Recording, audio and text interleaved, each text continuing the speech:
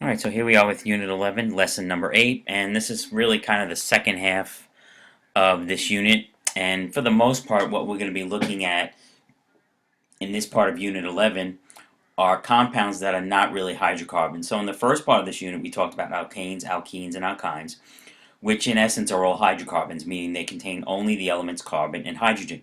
What we're going to be looking at in this section is compounds that contain other elements other than just carbon and hydrogen. They may contain carbon and hydrogen and maybe oxygen or nitrogen or fluorine, chlorine, or bromine. So basically in this section we're going to talk about compounds that are no longer just hydrocarbons.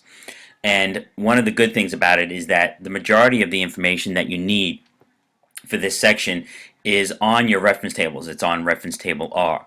And it talks about in this lesson something called a functional group. It's not necessary that you really know what a functional group is, but for our purposes, I'm just going to quickly run through exactly what they mean by a functional group. So if you look, let me get back to that. Functional groups are, if you take a look at it, a functional group is if we take a compound such as, let's pick a simple one. Let's pick propane. Propane is an alkane, and it has 3 carbons, and then it has H's around it. Okay, these are all H's. I don't want to waste time writing all the H's. If we take a hydrogen or more than one hydrogen and we remove it, we get rid of that hydrogen, and we replace it with, let's say, a halogen. Well, now we have, that would be called its functional group. So basically what you're looking for is to identify a compound from these lessons is for look for what makes it no longer a hydrocarbon. So if you have a compound and it's only carbons and hydrogens in it, you know that that's working with the first part of the unit. So it's either an alkane, an alkene, or alkyne. And then you just have to figure out if it's a branched or if it's a straight chain. If it has something other than hydrogen, if it has oxygen, if it has nitrogen or a halogen, then you know that you have a compound which is no longer a hydrocarbon. And that means that you're going to have to use table R.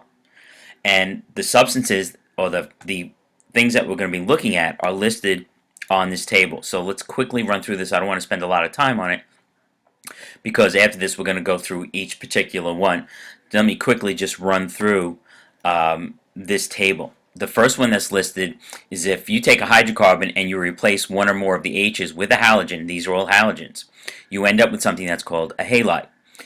They give you examples of what the functional groups could be. It could be any one of these halogens.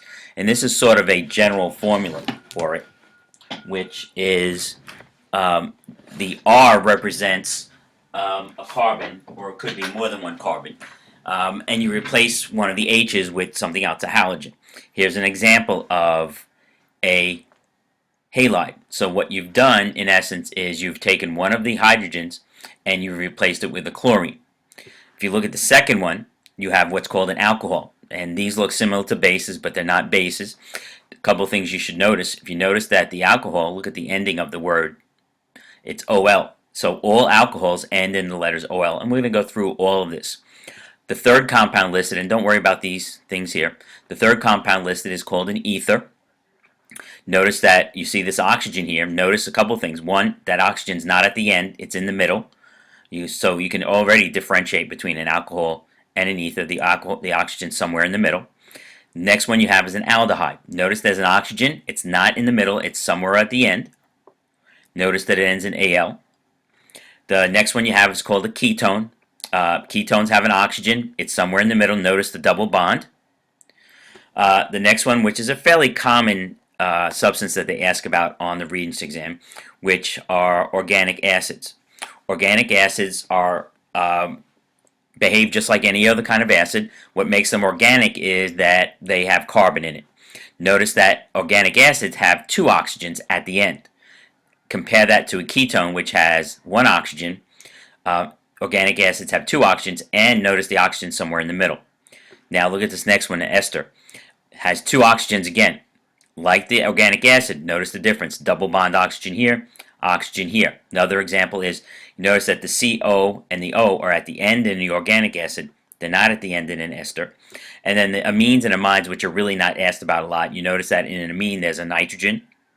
And in an amide, notice there's an oxygen and a nitrogen. So those are the keys. So as soon as you see an organic compound, first thing you're going to figure out is whether it's a hydrocarbon or not.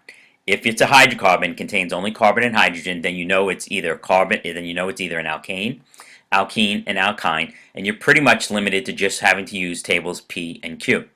If it has something other than just carbon and hydrogen, then you have to use table R, and then you have to go a step further, and now you got to figure out, well, which one of the ones listed on this table is it? Does it have a nitrogen? If it has a nitrogen, then it's either an amine or an amide. If it has an oxygen or just one oxygen, that limits you to a couple of them. If it has more than one oxygen, that limits it also. Or it could have a halogen in it. And that's basically just a quick introduction to this reference table.